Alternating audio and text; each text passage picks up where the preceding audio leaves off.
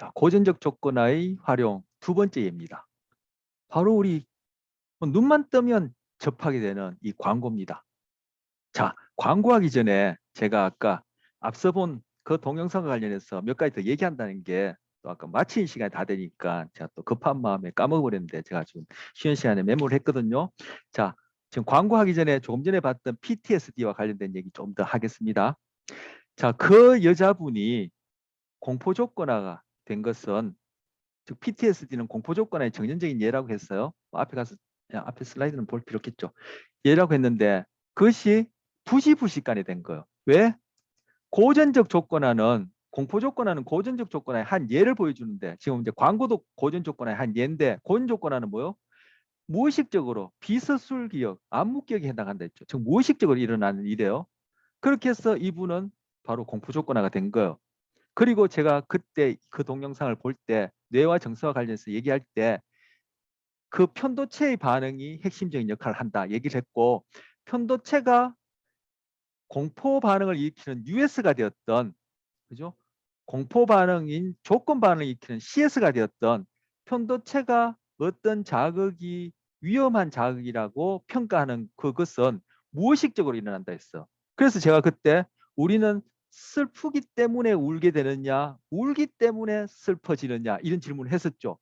바로 슬퍼서 우느냐, 울어서 슬프냐 그 질문. 그리고 편도체는 무의식적으로 자극이 돼서 정보 처리를 하게 되어지고 교감신경계를 활성화시킨다. 이 얘기. 그리고 고전 조건화는 바로 이 비서술적 기억에 해당한다는 이걸 통합하면은 바로 여기서 봤던 이 아이의 사례든 우리 삶 속에 있는 공포 조건화 그리고 금방 봤던 PTSD와 관련된 그런 예든 다 내가 소위 자아라고 하는 내가 알고 모르고 관계없이 우리에게 일어나는 현상이에요.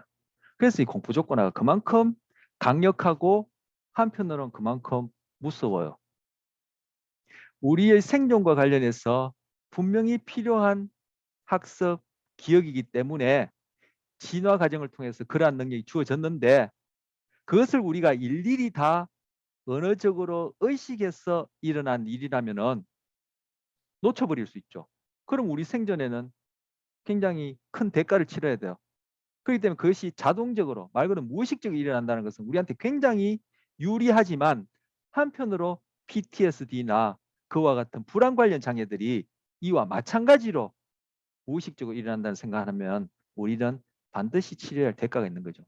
그래서 자연 선택을 통한 진화의 결과로 우리에게 주어진 적응적인 행동이든 적응적인 어떤 특성이든 그리고 지금 후천적으로 우리 경험에 의해서 우리에게 주어지는 어떠한 적응적인 능력이나 특성이든 열만큼 적응적이라면 반드시 열만큼 부적응적인 대가를 치러야 돼요. 세상에 공짜가 없다 이런 말 여기에 적용할 수 있을까요? 그게 인간이란 존재뿐만 아니라 다른 동물들이에요. 자, 이제 광고로 넘어가서 보겠습니다. 광고도 고전적 조건화된 거예요. 자, 여기는 요 두 개는 공익 광고겠죠. 지금 이게 보이는 게 맥주 뭐 1000cc인지 500cc인지 모르지만 맥주잔인데 이렇게 널브러져서 깨어져서 안에 남아있는 맥주가 흘러나오는데 이게 지금 술 취해서 엎, 엎드려 있는 사람의 머리를 맥주잔으로 그려놨어. 그리고 이분은 담배를 피우고 있는데 한쪽 다리를 꼬고 있는데 이 다리 끝 부분이 담뱃재가 타들어가는 것처럼 이렇게 타들어가고 있어. 실제 이게 이제 뭐 버거시병이라는 것이 있는데 이것이 흡연과 관련되지 않다 해서 뭐 오랫동안 논쟁해 왔는데 결론은 뭐 흡연하고 무관하다, 인과관계가 없다라고 이렇게 우리 앞에서 인과관계, 상관관계 이렇게 배웠죠. 그래서 인과관계가 없다고 하는데 어쨌든 이 그림 의미하는 건 뭐예요? 바로 담배와 이 흡연이라는 담배라는 것과 이 이미지가 같이 짝지어져서 노출되면 즉 이 이미지를 내가 보게 되면은 이 담배에 대한 혐오감이 생기도록 해서 바로 담배를 안 피우게끔 하는 거죠. 이 경우에 말 그대로 이게 머리가 박살난 거예요. 그죠? 그래서 지금 음주와 바로 이렇게 머리가 깨어진 것을 이렇게 상징화해서 바로 음주에 대해서 혐오감을 일으키게 하는 고전적 조건을 이용한 공익 광고에 해당하는 거. 자, 술의 경우는 차치하고 좀 담배의 경우에 이 사람은 왜 담배에 대해서 처음에 담배에 대해서 혐오감을 고전적 조건화시킨다는 얘기는 담배에 대해서 그 이전에 호감이 생겼다는 얘기죠. 담배에 대해서 호감이 생긴 것이 어떻게 생겼을까요? 바로 주위 친구들이 흡연을 하면서 보여주는 그러한 상황을 통해서도 고전 조건화 되겠지만 바로 광고를 통해서 아주 미남 미녀들이 이렇게 담배를 아주 멋지게 피우고 있어요. 요즘은 이런 광고 거의 안 하고 아마 못 할걸요. 바로 여기서 뭐요? 이 경우는 이 경우와 반대되죠. 담배에 미남, 아 멋있어요. 미녀, 바로 담배에 대해서 호감을 갖게 하는 광고고, 이건 담배에 대해서 가진 호감을 다시금 싫어하도록 혐오를 일으키는 고전적 조건화 광고예요. 즉 두 경우 다 똑같이 이미 반응을 일으키는 자극과 아직 반응을 일으키지 않는 자극을 짝지음으로써 반응을 일으키지 않은 자극에 대해서 반응을 일으키는 자극에 대한 반응과 동일한 반응을 일으키는 거예요. 말이 비슷비슷한 말을 반복해서 여러분 헷갈릴 것 같은데, 다시 이미 반응을 일으키는 자극과 아직 반응을 일으키지 않는 자극에 노출됨으로써, 즉 그것들을 반복적으로 경험함으로써 반응을 일으키지 않던 자극에 대해서 반응이 나타나게끔 하는 것이 고전적 조건하고, 그것이 광고에 다 들어가 있어요. 그런데 우리 광고에 부지불식까지 노출되죠. 그 광고에 노출되는 거 몰라도 괜찮아요. 왜? 고전 조건화는 무의식적으로 일어난다 했으니까. 그렇게 해서 여러분이 담배에 대해서 좋아하게도 되고 담배에 대해서 혐오스러워하게도 되는 거예요. 그런데 이 담배에 대해서 혐오스러워하게 돼서 담배를 끊기는 쉽지 않죠. 왜? 이후에 고전적 조건화는 이전의 고전 조건화를 완전히 100% 뒤엎어버리지 못해요. 지금 뒤엎는다 이런 소리는 테크니컬한 용어가 아니고 전문적인 용어가 아닌데, 뭐 여러분한테 전달하기 쉽도록 제가 뭐 일반적인 제 표현을 하자면, 처음에 어떤 대상에 대해서 호감이 생겼는데 그것을 비호감으로 바꾼다든지, 처음에 그 대상에 대해서 비호감이 고전 조건화 되었는데 호감으로 바꾸는 것은 후자에 반대되어지는 반응을 일으키는 고전 조건화는 그 전자의 그런 고전 조건화를 완전히 뒤엎어버리지 못해요. 그래서 이게 담배 금연 한번 피운 것이 끊기가 그렇게 힘든 거예요. 자, 광고와 관련해서 또 동영상 하나 보기로 하죠. 네, 동영상에서 또 그런 나레이션을 했습니다만, 이런 광고는 의식할 수 있게끔 접근하는 것보다 의식할 수 없게끔, 즉 무의식적으로 광고하는 것이 더 효과가 있다 얘기했죠. 오늘 왔다 갔다 이 슬라이드 많이 보는데, 바로 고전적 조건화가 적용되는 것은 우리가 모르는 무의식적인 기억 과정, 학습 과정이기 때문에 오히려 의식이 개입되면은 고전적 조건화는 더 잘 안 일어나요. 말 그대로 내가 모를수록, 소위 자아라는 것이 모를수록 이러한 조건 형성은 더 잘 되어지는 거예요. 광고 속에 이런 것들이 속속들이 숨어 있는 거죠. 우리는 모르죠. 그런데 그것에 의해서 우리는 어떤 제품이나 대상에 대해서 선택하고 말고 사고 소비하고 하는 거예요. 그런데 고인 조건화는 이런 광고 제품에나 해당합니까? 아까 쥐의 경우에, 지하철 경우에, 사람의 경우에, 바로 여러분이 만나고 있는 친구나 이성의 경우에, 부모 자식 간의 경우에도 이 고전 조건화 관계에서 결국은 좋다 싫다가 결정되는 거예요. 모르는 사이에 일어나는 일이에요. 아까도 얘기했지만 굉장히 강력하지만 굉장히 무섭죠. 자, 초반에 프로이드 얘기가 좀 나왔습니다. 동영상에서. 그런데 데카르트 이전에 중세 기독교, 플라톤의 이데아, 그 계보, 즉 서양의 그러한 이원론적 정신과 물질을 구별하는 그러한 철학과 서양 종교관에 있어서는 인간이란 존재는 뭘까? 육체, 물질, 이거는 늘 변하는 거니까 이건 진짜 아니야. 이건 가짜야. 진짜는 바로 의식할 수 있는 것이고, 그것은 바로 심리학에서 이해하는 자아라는 것이야. 이렇게 생각한 거예요. 그런데 바로 프로이드가, 그리고 프로이드에게 영향을 준 니체가, 그리고 니체에게 영향을 준 쇼펜하우가 바로 우리가 의식하는 자아가 우리의 전부가 아니다 라는 것을 까발린 거예요. 흔히 여러분 철학 이런 얘기 들어봤습니까? 서양 철학 할 때 데칸쇼, 데칸쇼. 데가 데카르트, 칸트, 쇼펜하우를 얘기하는 거예요. 쇼펜하우가 그 이전에 인간에 대한 그러한 생각에 완전히 혁명적인 반기를 들었고, 그 생각이 니체의 계보를 잇고 심리학에 와서 프로이드, 생물학과 관련해서 이러한 유의 얘기를 한 것이 바로 다윈의 진화론이에요. 바로 이 온 세상이 인간을 위해서 만들어졌고, 인간이란 존재는 영혼, 자아, 정신, 그 이데아에 있든지 뭐 다른 세상에 있든지 한 그것이 본질이라고 생각하는 이러한 것이 아니라 바로 다른 동물과 질적으로도 차이가 없던 그런 진화의 산물이며, 바로 프로이드, 니체, 쇼펜하우가 얘기하는 것처럼 내가 알고 있는 것이 전부 다가 아니라는 것을 얘기한 거예요. 그래서 그 당시 이 사람들 다 아니 그냥 적대시하고 어떤 경우에는 죽이려고도 한 그런 사람들인데, 점점 이게 맞다는 얘기가 밝혀지고 있죠. 뭐든지 이게 밝혀지려면 한 그죠, 이런 것들이 밝혀지려면, 진실이 알려지려면 한 몇백 년 걸리는데, 뭐 진화론 프로이드 같은 경우는 한 100년 이상 지났는데 아직까지도 대부분 사람들은 뭐 바로 내가 언어적으로 의식하는 이게 기억의 전부고, 이게 나의 본질이고 이게 나라고 생각해요. 그런데 이 부분의 학습이 더 많고, 이 부분의 학습은 다른 동물과도 공유하고 우리 삶에 있어 부지불식간에 일어나서 우리 삶에 이렇게 영향을 주는 거예요. 그런데 바로 이러한 자아, 그것이 우리의 본질이라고 생각하고 접근하는 심리학이 인본주의 심리학이고, 바로 첫째, 둘째 시간에 심리학파 중에 봤던 현상학적 접근이에요.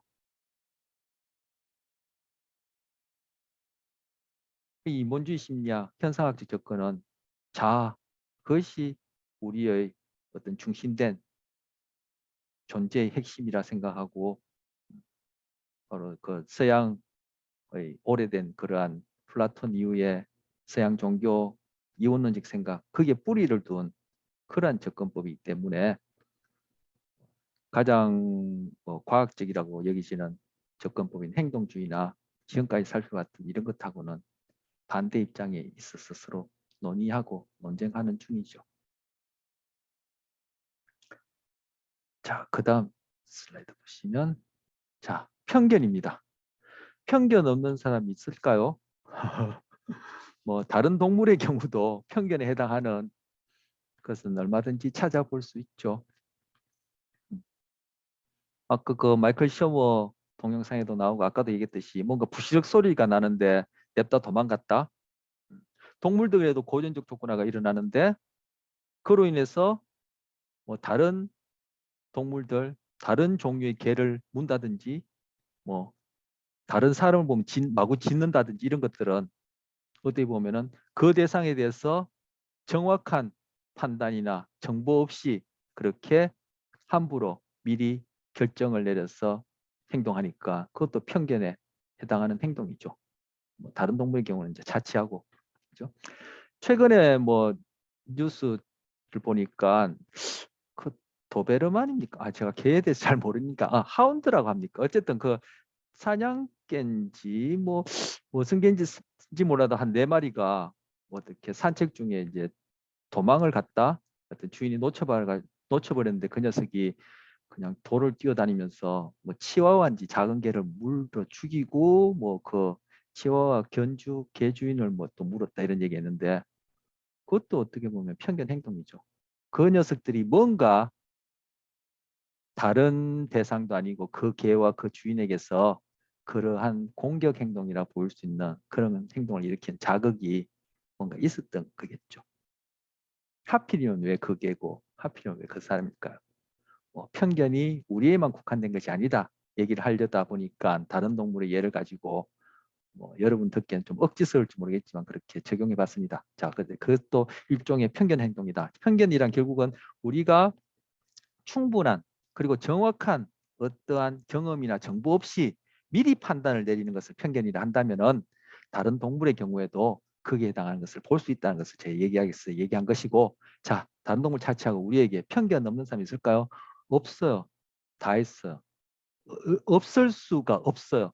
편견을 가졌는데 그것이 만약에 나중에 알고 보니까 정확하다면은 우리에게 굉장히 유용해요. 왜? 미리 어떤 경험을 하기 전에 우리에게 준비할 수 있는 그런 행동이 갖춰지죠. 그런데 한편으로 아까 얘기했듯이 모든 적응적인 행동이라는 것은, 적응적인 특성이라는 것은 똑같은 양의 대가를 치러야 돼요. 편견 때문에 인종차별이 일어나고, 편견 때문에 전쟁이 일어나고, 편견 때문에 헤어지고, 편견 때문에 뭐 그죠? 폭력도 일어나죠. 자, 여기서는 편견과 관련해서 부정적인 예를 하나 보겠습니다. 이게 오래된 예인데 제가 최근 걸 들려고 하다가, 그것도 뭐 최근 거는 뭐 제가 잘못 얘기하면 오해도 있을 수 있고 하니까 오래된 예를 하나 들겠습니다. 2001년 9월 11일 이슬람 교도 극렬 분자들이 비행기 2대를 공중 납치하여 세계 무역센터로 날아들어 충돌시킴으로써 몇천 명의 사람을 죽였다라고, 이것이 뉴스나 기사에서 보도되었던 내용들이에요. 자, 이 문장 안에 고전적 조건화가 있어. 죽었다, 충돌시켰다, 납치했다, 극렬분자, 이런 단어들이 우리에게 어떻게 느껴집니까? 긍정적인 단어입니까? 아니죠. 부정적인 단어죠. 즉 뭔가 싫어하는 혐오스러운 단어죠. 이런 단어하고 이슬람이라는 단어가 딱 지어졌어. 물론 여러분은 뭐 그죠, 이슬람 교도에 대해서도 경험도 있고 많은 정보도 있고 친숙하지만, 만약에 처음 이슬람이라는 단어를 처음 듣는 사람이 이러한 납치, 충돌, 죽었다 이런 단어를 이 문장 속에서 같이 접한다면은 이미 납치, 죽었다, 충돌이라는 이러한 자극에 대해서 우리에게는 혐오스럽다라는 반응이 일어나는데, 그것과 나에게 반응을 일으키지 않는 이슬람이라는 단어가 이 문장 안에 같이 짝지어져서 활자나 이 육성으로 계속 접하다 보면은 이 이슬람 또는 이슬람 교도에 대해서도 혐오 반응이 일어나는 편견이 생기는 거예요. 그래서 여러분과 제가 만나는 중에도 지금 편견이, 그죠? 편견은 꼭 나쁜 쪽만 아니라 정확한 판단도 없이 좋아하는 것도, 그것도 편견이에요. 결국은 고전적 조건, 아까 광고나 PTSD나 공포와 이름만 공포, 광고, 편견 이렇게 달랐지 그 안에 있는 원리는 이미 반응을 일으킨 자극과 반응을 일으키지 않는 자극을 같이 경험한다는 것, 그 이상 그 이하도 없어. 그렇기 때문에 우리가 만나는 이 장면 속에서도 편견이 이미 다 일어났어요. 저도 그렇고 여러분도 그렇고. 그리고 여러분이 20년, 30년, 20년 동안 살아온 동안 엄청난 숫자의 편견들이 벌써 다 생성됐어. 지금 우크라이나하고 소련하고 뭐 전쟁 치르죠. 그네들 간의 전쟁도 편견에서 생긴 부분이 뭐 다라고 얘기할 수 있을 것 같아요. 저 개인적으로는 결국은 사상, 이데올로기에서 하지만 그 이데올로기 사상도 결국 따지고 보면은 그게 편견이거든요. 자본주의니 공산주의니 사회주의니 뭐가 뭐 그리스 정교니 뭐 종교가 되었든 정치가 되었든 사상이 되었든, 이데올로기라는 것은 이데올로기 그 철자를 봐요. 이데오가 아이디어란 뜻이죠. 바로 플라톤의 이데아란 그 원어와 같은 말이고, 로기가 뭐예요? 사이콜로지 할 때 로지, 바로 이론이란 뜻이에요. 바로 아이디어란 이론이에요. 이 세상에 자본주의고 공산주의 사회주의고 뭐가 됐든 간에 그 경제고 정치든 사상이든 아이디어란 그런 이론이 실현된 예가 어디 있어요? 하나도 없어요. 우린 자본주의가 아니에요. 그냥 자본주의의 이데올로기, 아이디어란 상황을 그려놓고 그걸 하려고 하는 것이지, 우리가 하고 있는 것이 자본주의가 아니에요. 북쪽의 공산주의, 북한은 공산주의 아니에요. 그들은 아이디어란 세상을 공산주의라 표명해놓고 그걸 하려고 하는 것이지, 그네들이 하고 있는 게 공산주의가 아니란 얘기예요. 그렇다면은 소련과 우크라이나가 정치적 문제든 경제적 문제든 종교적 문제든 그 이데올로기 때문에 결국 사나이 다 편견이라는 얘기예요. 그리고 우리 개인적으로도 여러분이 전공에 대해서 직장에 대해서, 직업에 대해서, 이성에 대해서, 부모님에 대해서, 친구에 대해서, 저희 과목에 대해서, 여러분이 저에 대해서 내린 판단 다 고신 조건에 대해서 결국은 좋다 싫다라는 그런 반응들이 이미 다 부지불식에 생겨서 그걸로 사는 거예요. 그렇기 때문에 이러한 편견, 오피니언, 좋다 싫다라고 하는 기준을 가지고 모든 대상과 사건을 우리가 판단하지 말고 바로 2장에서 배웠던 그러한 과학적이라고 얘기하는 그런 방법을 통해서 대상을 본다면은 우리가 좀 더 타당하게 인식할 수 있지 않겠냐 해서 과학 하는 거 제가 얘기한 적도 있지만 과학주의를 얘기하는 게 아니에요.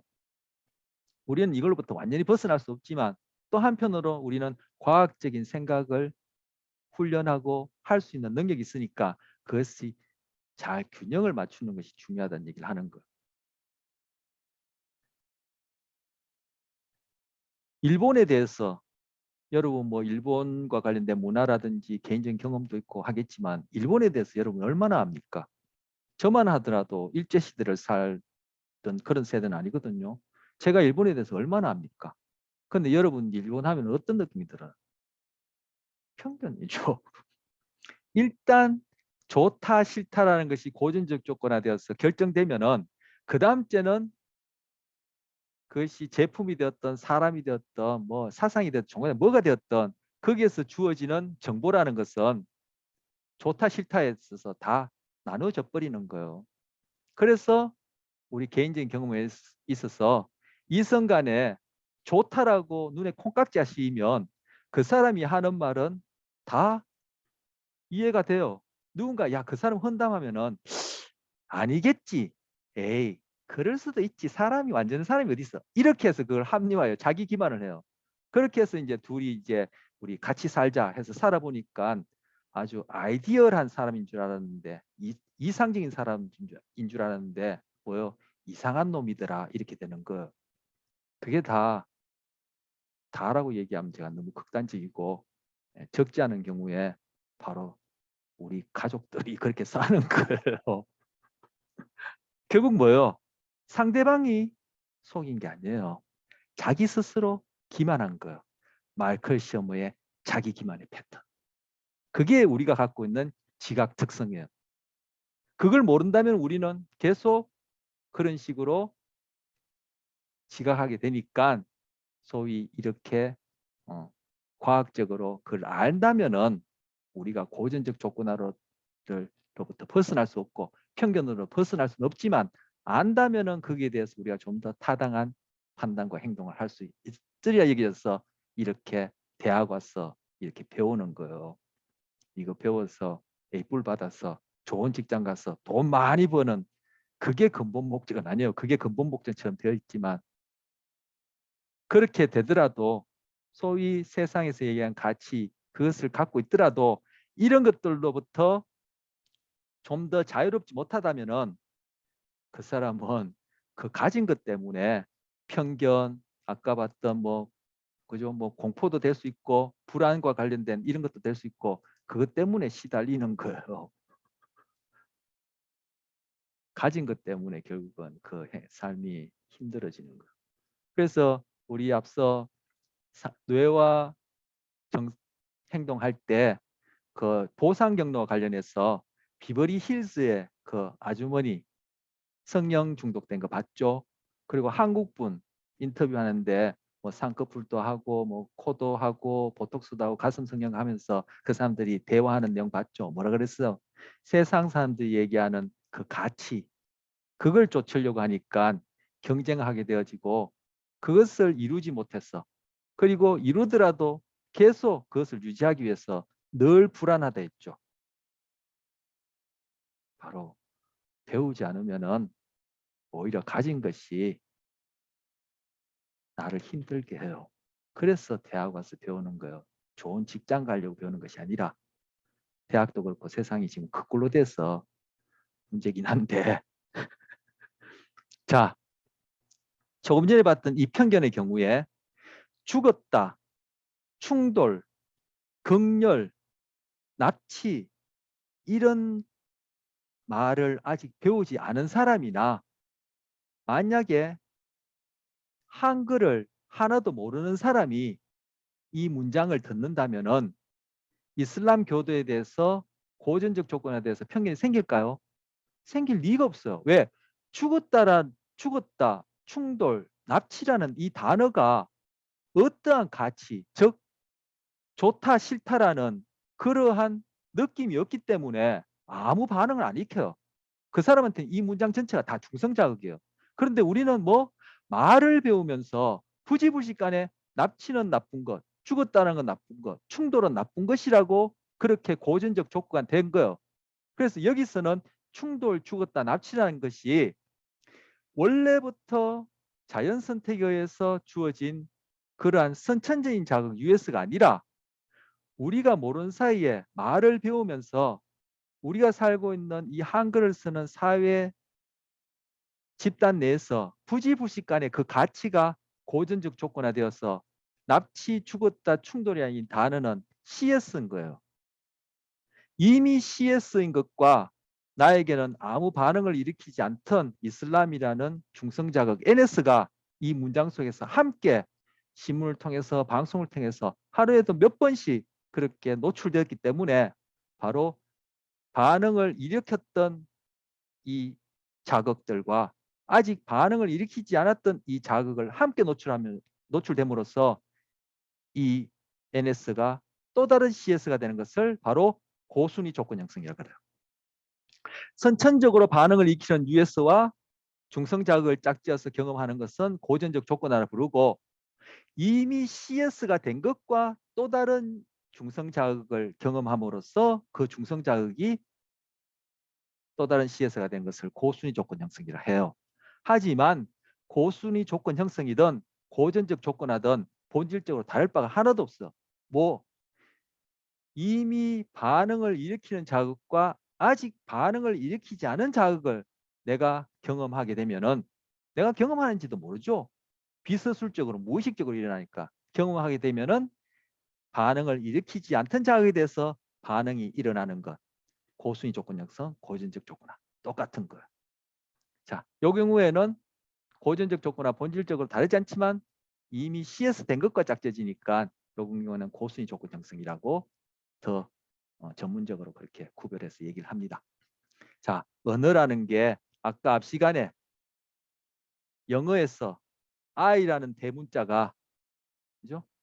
어디에 도치되더라도 항상 I는 대문자라는 그 하나에서 바로 그 서양인들의 세계관, 인간관을 볼 수 있는 것처럼 바로 우리가 이렇게 배우는 언어 속에 이러한 것들이 포함되어 있기 때문에 일제식민지 시대에 그렇게 일본어를 강제로 가르치는 것이 어떤 의미며 우리가 돈 사들고 영어 배우는 것이 어떤 의미인지 안다는 것이 그만큼 중요해요. 언어라는 게 그만큼 무서워요. 이거 여러분이 이거 한글 배울 때 부시부시간에 여러분이 뭐 이 단어에 대해서 좋고 싫고 이런 거 여러분 선택권에 없어요. 그냥 단어 배우면서 부시부시간에 가르치는 사람도 배우는 사람도 그게 바로 고전적 조건화 되어서 이러한 반응을 일으키는 단어들을 우리가 배우는 거예요. 그래서 심리학과 관련해서 언어를 다루는 그런 전공 분야도 있는데 바로 이 언어를 어떻게 사용하느냐가 우리가 세상을 이해하고 자기 자신을 이해하고 타인을 이해하는데 굉장한 영향을 주고 또 반대로 그죠? 아까 문화 시각과 관련해서 그 문화 얘기도 했지만 우리가 어떠한 식으로 먹고 사느냐 어떠한 생활 양식을 하느냐가 바로 언어에도 영향을 줘서 그 서양인들은 항상 주어를 반드시 써야 되고 우리는 맥락 속에서 주어 안 쓰는 경우가 많죠. 그리고 I라는 대문자는 어디에 가든 간에 소문자로 쓰는 경우가 없는 식으로 언어에도 영향을 주는 거예요.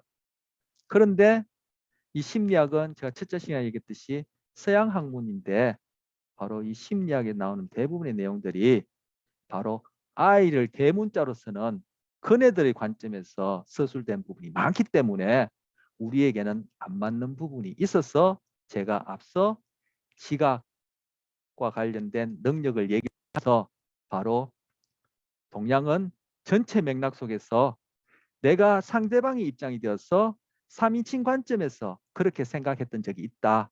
그리고 서양의 철학과 세계관과 종교는 그렇지 않고 주체 객체로 나눠서 내가 뭔가 세상에 이렇게 컨트롤하는, 바로 거기에서 폭력성과 제국주의가 나오는 그러한 특성이 있다라고 그렇게 비교한 거예요. 그런데 우리는 이미 한 100년 이상 서양화됐기 때문에 우리의 그 동양적인 그러한 심리적 경향성, 행동 경향성이 여전히 남아서 영향을 미치지만 우리 많이 서양화되기 때문에 우리도 제국주의죠.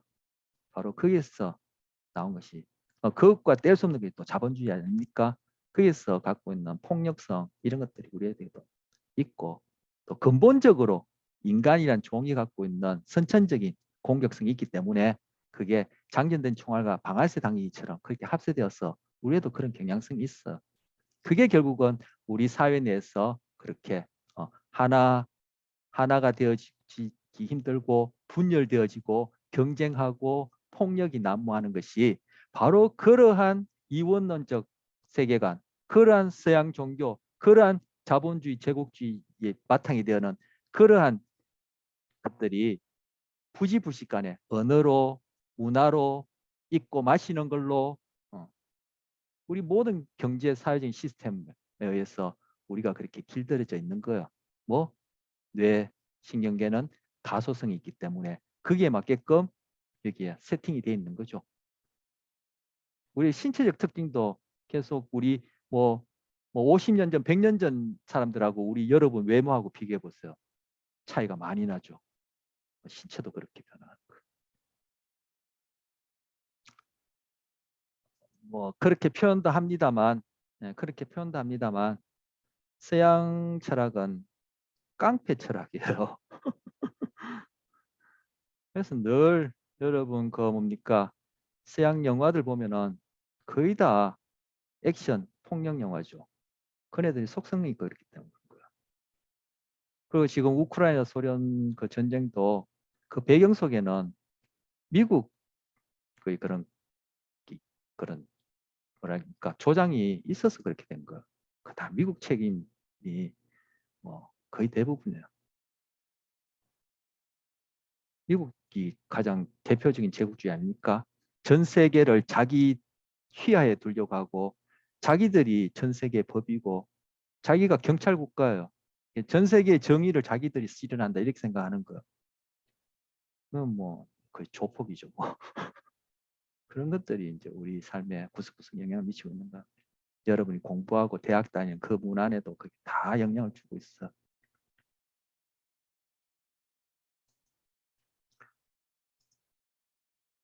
대학생 그 정도는 생각하고 공부해야 되지 않을까 저는 개인적으로 그렇게 욕심을 냅니다. 자, 세 번째 조작적 조건 형성입니다. 조작적 조건 형성 관련해서 이 그림과 관련해서 먼저 하나 소개하죠. 여기 이 상자 이름을 문제 상자로 불러요. 퍼즐 박스 이렇게 부르는데 뭐 교재 부전 손다이크라는 사람이 이제 사용했다고 하는데 여기다가 배고픈 고양이를 집어넣어요. 그리고 요 밖에다가는 생선을 하나 딱 둬요. 이건 이제 생선 그림이 있으면 좋을 텐데 고양이가 여기 있어 나오고 싶어 하겠죠. 일단 뭐 배가 고프고 생선이 없더라도 이런 데 갇혀 있는 고양이 좋아하지 않을 것 같아요. 그죠? 나오고 싶어 하겠죠. 그리고 또 이제 배가 고픈데 요 밖에 또 생선이 있으니까 더 이제 요걸 먹고 싶어서 나오고 싶어 할 거예요. 그래서 여기서 야옹야옹 거리고 이 틈 사이로 뭐 그죠? 머리도 들이밀고 뭐 핥히기도 하고 무릎 꿇고 별의별 짓을 다 하다가 이 페달을 꾹 밟았어요. 그러니까 이 페달이 이렇게 줄이 연결돼서 이것이 딱 빠지면서 문이 찰칵 열리는 거예요. 밖에 나와서 탈출도 했지만 생선도 먹었어요. 오케이. 또 그 다음날 배고픈 고양이를 또 집어넣었어요. 그 같은 고양이를. 또 여기 들어가서 야옹야옹거리고 훌쩍훌쩍 뛰고 이런저런 일을 하다가 페달을 딱 밟으니까 또 문이 열려서 또 생선 먹었어요. 이런 일을 한 번, 두 번, 세 번 경험하면은 여러분이 상식적으로 생각해봐도 고양이가 그 다음에는 들어가면은 다른 짓은 하나도 안 해요. 들어가자마자 페달 밟고 나와서 생선 먹을 거예요. 그 이후에는 이것이 문제 상자가 아니라 고양이 밥 상자가 되는 거예요. 즉 고양이에게서는 주방, 식당, 레스토랑이 되는 거예요. 왜? 들어가서 페달만 밟으면 나와서 생선 먹으니까. 여러분도 뭐 먹으려면 그죠? 뭐 여러분 직접 뭐 그죠? 불도 피우고 라면도 그죠? 끓이고 해야 먹지. 가만히 있는데 입속에 뭐가 들어오진 않죠. 뭐 식당에 가서도 주문도 해야 되고 뭐 고급 식당 같으면 예약도 해야 될 테고 돈도 내야 될 테고 뭔가 해야지만이 그에 대한 결과를 받잖아요.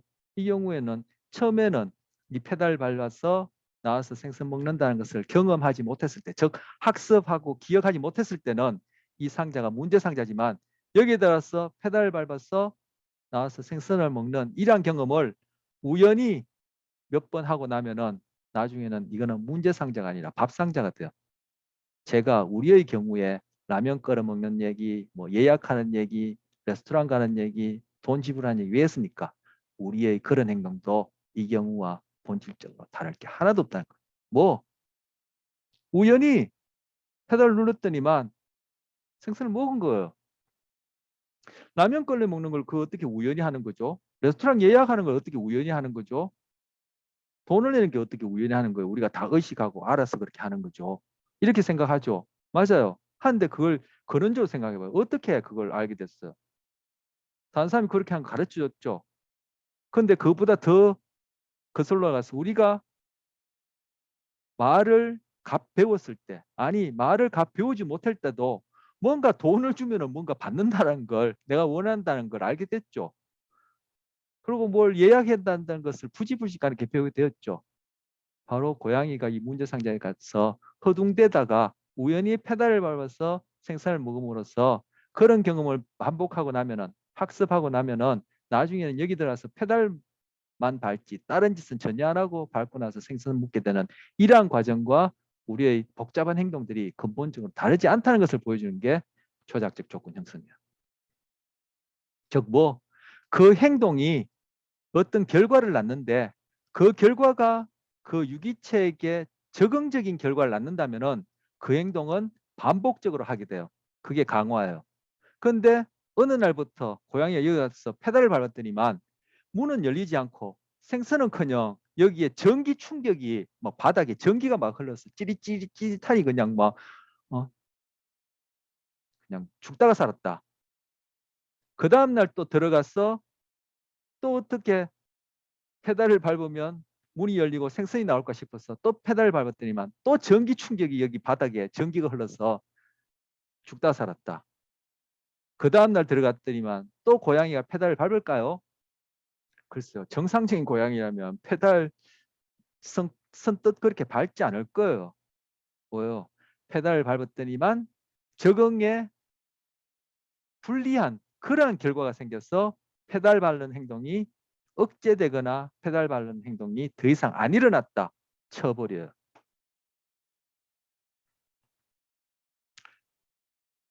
수업 시간에 늦게 들어왔더니만 감점 받았어. 또 혹시나 싶어서 그 다음날 왔더니만 또 감점 받았어.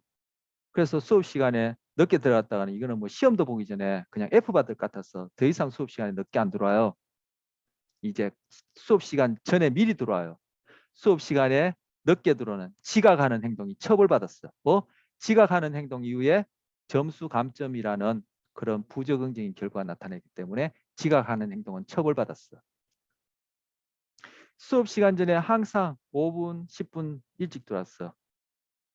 그래서 수업 시간에 그냥 쭉 참여만 하고 있었어요. 수업 시간에. 하니까 수업 출석을 언제 부르든 부르지 않던 출석이 다 정확하게 확인되어서 만점 받았어. 그래서 수업 시간에 미리 와서 수업 내내 그죠? 그렇게 참석하는 행동이 점수 만점이라는 적응적인 결과에서 그 행동은 꾸준히 다른 수업에서도 그렇고 다른 경우에도 꾸준히 나타나요. 강화된 거야. 제가 우리에게 적용하려고 해본 거야. 여러분이 시험을 쳤어요. 그래서 어떤 문제에 답을 잘못 썼어. 틀렸어요. 다음에 동일한 문제나 유사한 것을 묻는 문제가 나왔는데 또 답을 잘못 써서 틀렸어. 근데 또 시험 봤는데 또 그렇게 할 바보는 없겠죠. 다음부터는 뭐? 정답을 쓰게 됐어. 즉 오답을 쓰는 행동이 처벌받았어. 시험 준비를 미리미리 했어요. 했더니만 당일치기 했을 때보다는 점수가 잘 나왔어요. 기말에도 해봤어요. 괜찮아요.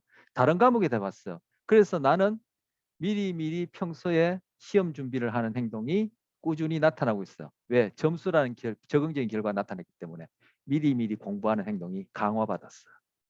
이것이 조작적 조건 형성이요. 뭐 다른 얘기가 있겠지만 여러분이 뭐 듣기 싫어할 수도 있고 유치한 예지만 우리한테 와닿을 만한 그러한 예를 들자고 하니까 수업이나 시험 얘기를 했어요. 바로 우리 상황에서도 이 조작적 조건화, 조건 형성이 부지불식간에 일어나고 있는 거예요.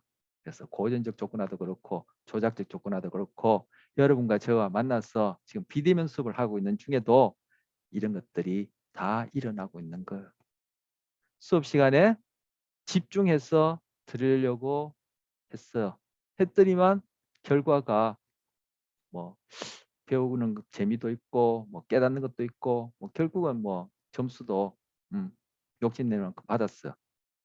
그래서 다른 경우에도 그렇게 수업에 집중하는 행동이 점점 유지되고 점점 빈번하게 나타났어요. 강화됐어요. 수업 시간에 딴짓했어요. 들락날락 하다가 어떤 때는 출석 체크도 못하고 해서 결국은 점수가 시험 점수도 그렇고 출석 점수도 욕심만큼 안 나왔어. 다음에도 또 그랬다면 또 그래요. 이러다가는 이거 뭐 장학금도 받기도 그렇고 졸업하기도 힘들어서 이제 더 이상 그래서는 안 되겠다 싶어서 정신 바짝 차리고 이제는 그런 행동을 더 이상 안 해요. 처벌받은 거. 얘가 좀 유치하지만 좀 당장 우리한테 와닿는 그런 예를 들려서 이해하려고 하니까 제가 그런 예를 들어봤어요. 그래서 지금 고인 조건화도 그렇고 조작적 조건화도 그렇고 부지불식간에 끊임없이 우리에게 일어나는 일들이에요. 어떤 행동을 하고 그 행동의 결과가 적응적인 소위 바람직하냐 그 행동은 계속 나타난다. 강화. 어떤 행동을 하고 그 결과가 바람직하지 않느냐 그 행동은 나타날 가능성이 줄어든다. 처벌. 그렇게 해서 드는 예가 도박 행동, 미신 행동. 이 조작적 조건의 예도 많아요. 오히려 이 5장과 관련된 내용을 전공으로 듣는 그런 경우에는 이 조작적 조건 형성이 고전적 조건화보다 더 분량이 많이 그렇게 소개하는데 저희 교재에서는 이 부분을 담당한 교수님이 조작적 조건 형성은 예를 뭐 아주 간단하게 드러나서 두 개만 소개합니다. 이것 말고도 많지만 도박 행동, 슬롯머신을 당겼어요. 줄줄줄 쏟아져요. 또 당길 확률이 높죠. 강화된 거예요. 도박 행동, 베팅을 했어요. 할 때마다 잃어요. 홀라당 다 잃었어요. 이제 도박장 안 가요. 처벌. 도박하는 행동이 처벌받은 거예요. 사람들 보니까 집도 팔고 나중에 자기 장기도 팔아서 도박하던데요. 그 사람들 왜 할까요? 처음에 도박해서 따본 경험이 있는 거예요. 즉 도박하는 행동이 강화받은 적이 있기 때문에 그 이후에 도박하는 행동이 즉 베팅하는 행동이 돈을 잃게 되는 그러한 경험을 하더라도 그 행동이 잘 처벌이 안 되는 거예요. 그걸 바로 뭐라 그래요? 중독 행동이라 그러는 거예요. 아까 고전적 조건에도 얘기했죠. 처음 학습된 행동이 그 이후에 바꿔지기는 힘들다. 그래서 100% 아까 제가 뭐 제 표현으로 완전히 100% 뒤집을 수는 없다 했죠.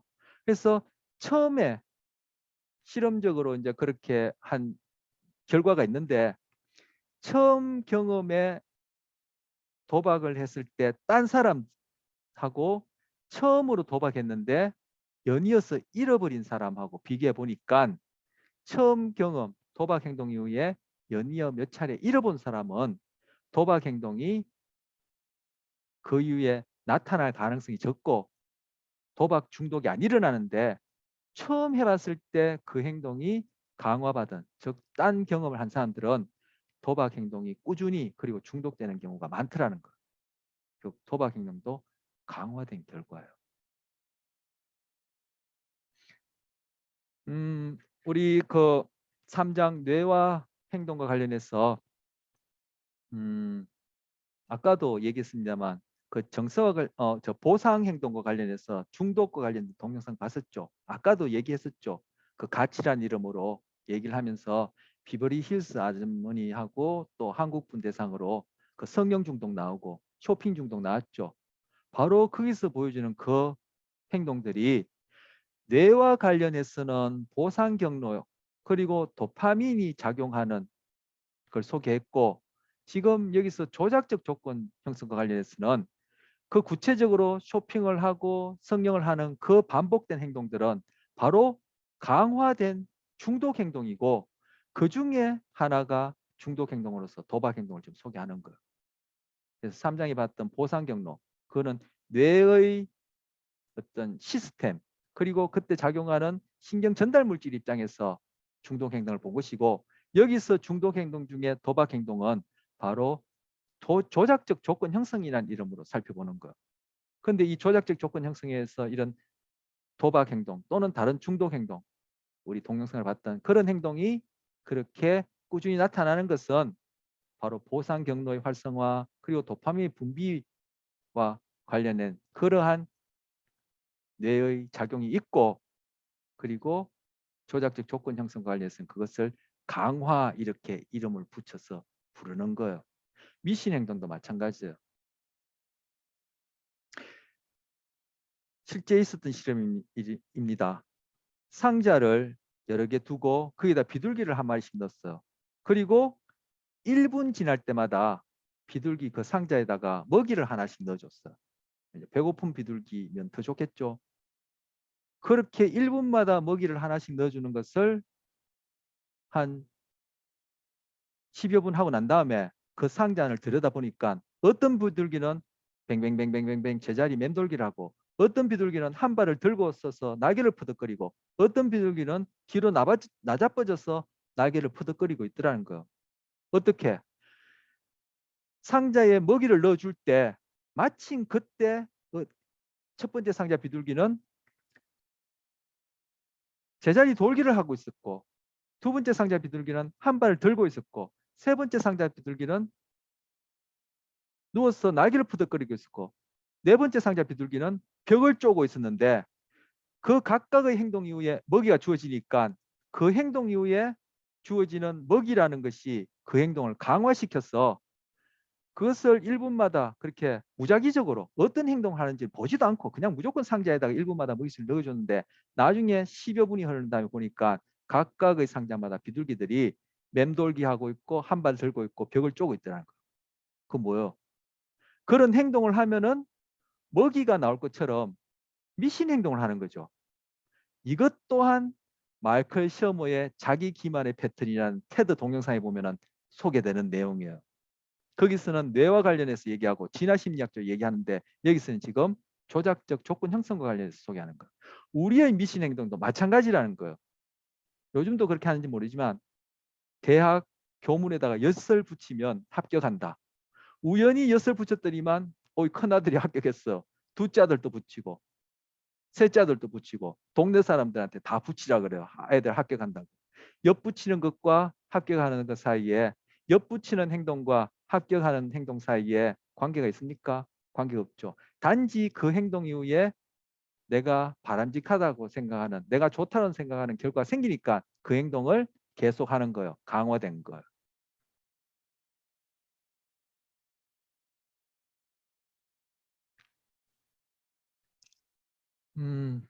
요즘 엿을 붙이는 일은 없을 테니까 엿 붙이는 행동은 좀 안 하다 할 테고, 혹시 미신 행동 생각 더 나게 있고 우리한테 와닿을 수 있는 예가 있으면 다음 시간에 얘기를 하고, 이번 시간은 여기까지 하도록 하겠습니다.